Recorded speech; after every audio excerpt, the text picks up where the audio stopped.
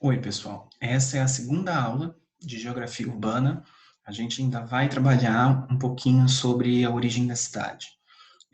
Nesse segundo vídeo, a gente vai discutir rapidamente o texto, o livro, na realidade, do Maurício Righi, Pré-História e História, as instituições e as ideias em seus fundamentos religiosos.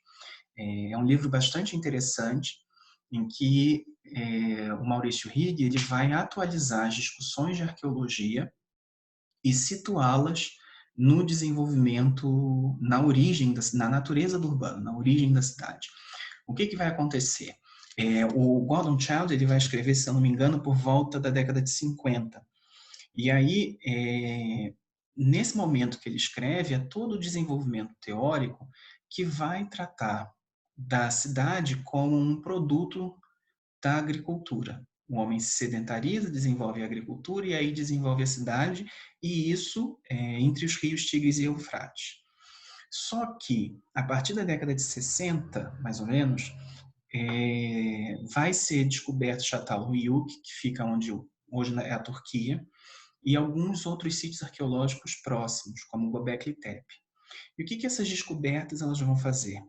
Elas vão mostrar que havia uma concentração de humanos muito grande numa área que não é tão apta assim para a agricultura como se pensava, né? Que a cidade vai se desenvolver por conta da capacidade de agricultura, da água, enfim. E ali não é exatamente assim, é numa área montanhosa e é uma concentração muito grande num período muito anterior, consideravelmente anterior ao que se pensava antes. Então, o desenvolvimento de Çatalhöyük e de Göbekli Tepe desconstrói aquilo que se acreditava até então. Então, assim, deixa eu pegar aqui no livro, porque eu não fiz PowerPoint para acompanhar essa. Eu gosto de trabalhar com um livro, eu acho melhor. Então, por exemplo, só para você ter uma noção, os assentamentos sedentários, eles datam de 12.000 antes da Era Comum, tá? 12.000 antes de Cristo. E a domesticação de plantas ela só vai ocorrer 4.000 anos depois, por volta de 8.000 antes da Era Comum. E as primeiras cidades elas já vão se desenvolver nesse ínterim. Então, por exemplo, Göbekli Tepe, que é o mais antigo santuário do mundo, da humanidade, o mais antigo centro de culto que se tem conhecimento, ele vai ter o desenvolvimento de monumentos, em que são os locais de culto, e possivelmente algumas pessoas, embora não todas, residem naquele lugar. Então, assim, a origem da cidade, ela está vinculada ao desenvolvimento do sagrado, tá? É isso que o Maurício Righi ele vai relacionar a origem da cidade com a sua relação com o sagrado. Tá? Recomendo a leitura desse texto, porque é muito legal, é muito bom. Então, nesse primeiro capítulo, ele vai citar exatamente como surge esse homem urbano. E aí ele vai falar justamente, vai contrapor, com base nos dados arqueológicos mais recentes, a organização da teoria do Childe. Tá? Com isso, a gente sabe que, na realidade, ocorre um processo de sedentarização e a domesticação de plantas e de animais é um processo posterior. Então, não é a agricultura que faz com que a cidade surja, e sim o sagrado, o templo.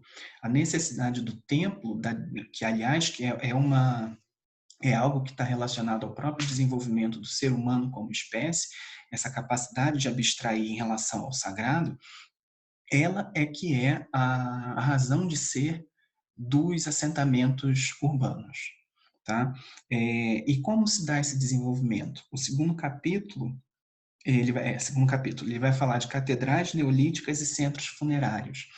E é bem interessante, citando um outro autor, que eu não lembro o nome agora, ele vai falar que o primeiro lugar da humanidade é o lugar que a gente enterra os nossos mortos, porque é esse lugar que vai dar origem simbólica à ideia de pertencimento e vai fazer com que o ser humano volte até ali. Né? Onde está enterrado os mortos é o lugar para qual os grupos sociais eles acabam retornando. E esses mortos, com o passar do tempo, eles vão ser enterrados na sua própria casa, no domus.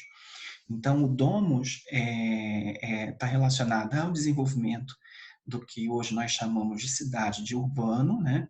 Depois a gente vai falar da diferenciação deles dois, e daquilo que não é o domus, que é o campo, na realidade. Então, há uma primeira oposição entre o domus e aqui a área que é cultivada, enfim. Essa área do domus é o local em que imagina, você está andando e está a sua avó ali no chão, né? Enfim, enterrada. Essa é a ideia que dá condições de pertencimento e que vai dar origem também aos assentamentos e à concentração.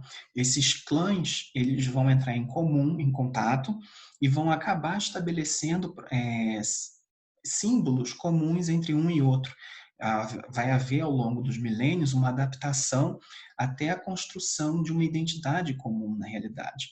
Né? A partir do momento que você compartilha os símbolos, você cria identidade com outras, naquela época, com outras famílias, outros grupos, enfim, basicamente vinculados ao sangue e tal, que vai dar origem àquilo que o Gordon Childe falou, da cidade ser o local de residência e não necessariamente de vínculos familiares. Então, o parentesco ele vai surgir em função desses vínculos também. Tá? No capítulo 4, ele vai falar do construtor da cidade, que aí ele vai citar a mitologia bíblica para falar da origem da cidade. Né? Quem é o construtor de cidades na Bíblia? É Caim. Então, Caim mata seu irmão e, com medo da punição, né, a institucionalização dos controles sociais da violência. Então, a figura do Caim como construtor da cidade está vinculado justamente ao controle da gestão da violência. A primeira instituição humana é a inveja. Caim inveja seu irmão Abel.